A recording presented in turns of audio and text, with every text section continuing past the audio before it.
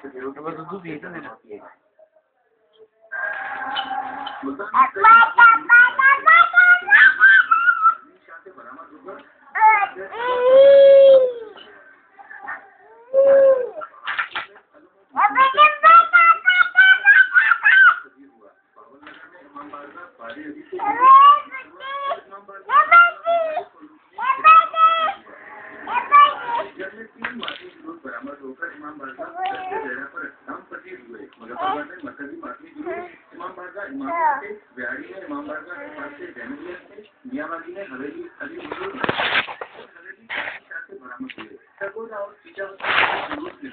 हैदराबाद में कई मासूम जुलूस इमाम बारगाह से टंडो मोहम्मद खान ने इमाम बारगाह हुसैनी, जयपुर में इमाम बारगाह फैज हुसैनी से जुलूस बरामद हुए।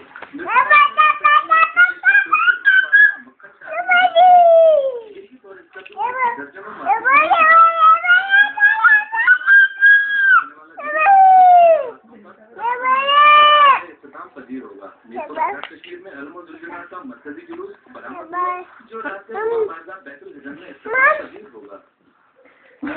कश्मीर में आर्मी बलगौन का मरकजी जुलूस सैयद मुजाहिद हुसैन और सैयद हुसैन शाह के घर से बरामद हुआ, जो रात से अपने इख्तिताम को पहुंचेगा।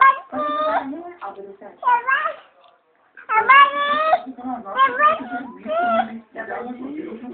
जारी है।